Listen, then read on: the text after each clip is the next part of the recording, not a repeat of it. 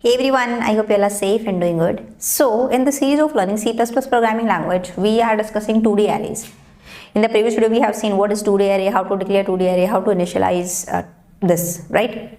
Now, the next point is, in this video, we'll discuss like memory representation of 2D array and how to access elements from that array, right? Because obviously when in the previous video we have seen like generally we visualize 2D array something like this in matrix form in rows and columns, right? Here we have like 1, 2, 3, 3 rows and 3 columns, 3 into 3 matrix. So here the data is to be stored, whatever you say the elements, but it's not like that in memory. This is stored in this form only because memory is a long like tape of these bytes, right? Either you can represent it in horizontal form or vertical form. So this is not the case like just pick this and place this in memory, something like this. No, you have to store these elements in this form only, right? So how to map this thing, how those elements of 2D array, the data is stored in memory, that thing we'll see in this video, right? And how to access definitely those elements from array.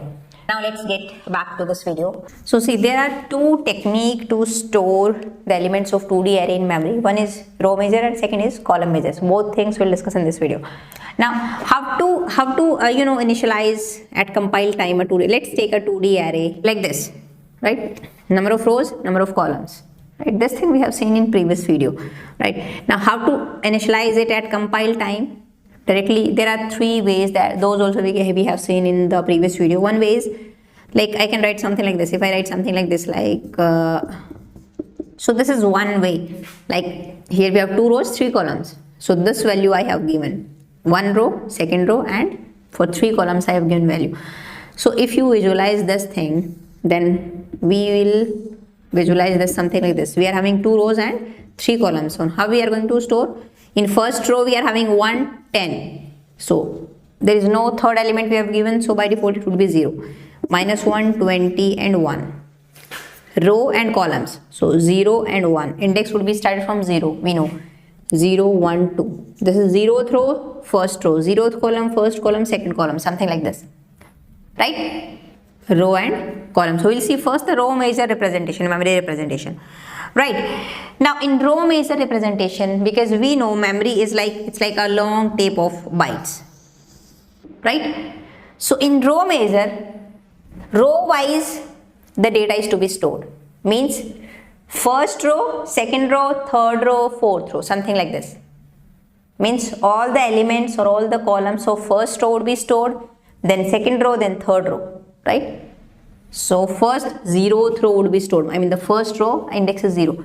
So suppose the base address, the memory manager has allocated some base address 100 from this byte 100, right? So first 1 would be stored, then 10 would be stored, then 0 would be stored. Obviously here this is not, if you consider it 1 byte, then this 1 would be stored in 4 bytes because integer is going to take 4 bytes, right? So 101, 102, 103, like 1, 2, 3, 4. In these 4 bytes, 1 would be stored, right? Obviously in a binary form, zeros and ones, right? Convert it and then store. Then again in 4 bytes, 10 would be stored. Then in 4 bytes, 0 would be stored, right? So I'm not taking it something like this. Directly I'll take a block of 4 bytes, right, in memory. So if the base address is 100, 1 would be stored, then 10, then 0. Row wise, first row, then second row, minus 1, 20 and 1, something like this, right? So if it is 100, it's 104, it's 108. So how much memory is to be allocated for this? How many elements do we have? 3 into 2, number of rows, number of columns, 6. For one element, 4 bytes into 4, 24 bytes. So 100 to, obviously this 124. These are 24 bytes allocated for this. So this is how this to be stored in row measure representation and in contiguous memory location. Now how to access elements if these are stored something like this? Same, we will give index. So here we have obviously 2 index, one for row, one for column. If I want to access this 20, so which row and which column? You have to give 2 index. In 1D array we will give only 1 index. So the name of the array, and first is row index, second is column index. So if you want to access this 20, then row index is 1, column index is 1. So something like this will write. If you write A11, it will give you 20. Now if I write like 0 and 1, what it will give? 0 and 1, 10.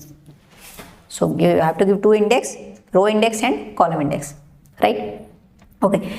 Now next is column measure. I think you have understood in column measure what will be done.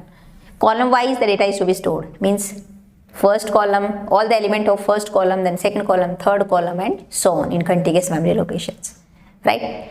So pause the video and just draw how column wise this data is to be stored. Any address you can take, like here I am taking another address like 200. So I know it is not the exact address, like, and you should know also this thing because that would be in hexadecimal form. But for simplicity purpose, just to make you understand, I am taking simple address 100, 200, something like this. So column wise means first column like this, then this, then this. So all the element of first column 1 minus 1, then second column 10, 20, then third 0, 1. This is column measure representation, this is row measure representation, memory representation, right? But in this case, if in this memory this has been stored, column measure representation, we have stored data in this form, then if I write something like this A11, then what it will give? It will give same or different?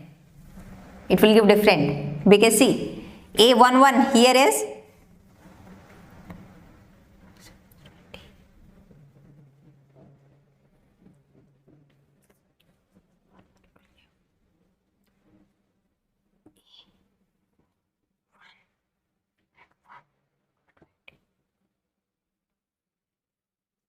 it will give 20 because one row and one column 20. So what is the difference? Value is same. The difference is here the address of this 20 is 116.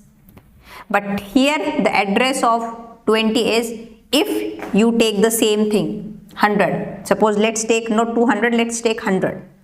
Because obviously at one time we can store, either we can use row measure or column measure, not both the things. Don't just get confused like 100, same address and I'm storing like two values 1 and something like this. No. These are two different cases, right? Just to make you understand, like the address would be different. Here address of 20 is 116, here address of 20 is 112 in column measure, right? So how this addressing is to be done, that is a different topic, that is important one also, right? So the addressing of 2D element, that thing we will see in next video, right? There are two formulas, one for row measure, one for column measure, and on these things you will get some question also. Maybe in some interview they can ask you this question, or definitely in university exam or sometime in competitive exam also they ask this type of question, tricky questions, right? So in the next video we will see addressing, right, with some questions, different type of questions as well, 2 or 3 questions, right? I hope you got how to access elements and how the elements are to be stored in memory. The row measure, column measure you have got, and accessing is simple, just provide index, column index and row index, 2 index you have to provide, right? So in the next video we will see the important part, the addressing, right? So now I will see you in the next video. Till then, bye bye, take care.